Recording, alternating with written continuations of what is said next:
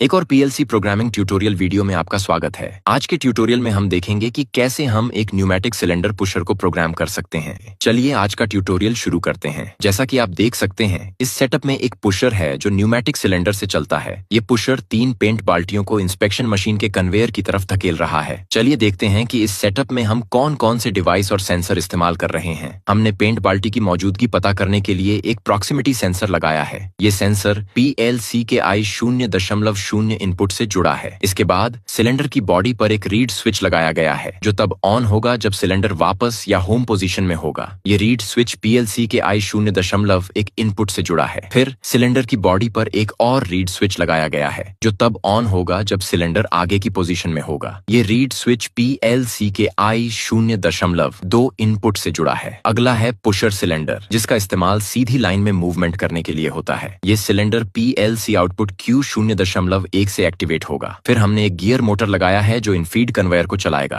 ये motor PLC output Q 0.0 से चलेगा। अब चलो लैडर लॉजिक टेस्ट करते हैं। हम एनिमेशन की स्पीड कम कर देंगे ताकि हम समझ सकें कि लॉजिक कैसे काम कर रहा है। जैसे ही पेंट का बाल्टी सेंसर आए 0.0 के सामने आएगा, टाइमर शुरू हो जाएगा और जब टाइमर खत्म हो जाएगा तो buckets ready to push M 10.1 bit on होएगा। अब नेटवर्क 2 में एम 10.1 बिट का नॉर्मल खुला संपर्क बंद हो जाता है और पुशर होम या back reed switch sensor on हो जाता है। ये लैच ऑन हो जाता है। पुशर का आउटपुट Q 0.1 रुकावट 0.2 सेकंड होता है और पुशर आगे की तरफ मूव करना शुरू कर देता है और बोतलों को इंस्पेक्शन कन्वेयर पर धकेलता है। अब जैसे ही पुशर सिलेंडर होम पोजीशन छोड़ता है, back reed switch I 0.1 network 3 में ऑफ हो जाता है और ये इनफीड कन्वेयर Q 0.0 को रोक देता है। जैसे ही पुशर सिलेंडर आगे की पोजीशन पर पहुंचता है, forward reed switch I 0.2 on हो जाता है ON और इसका सामान्य क्लोज कॉन्टैक्ट खुल जाता है और पुशर आउटपुट Q 0.1 बंद हो जाता है, जिससे पुशर पीछे की तरफ मूव करना शुरू कर देता है। नेटवर्क 3 में जैसे ही पुशर सिलेंडर बैक या होम पोजीशन पर पहुंचता है,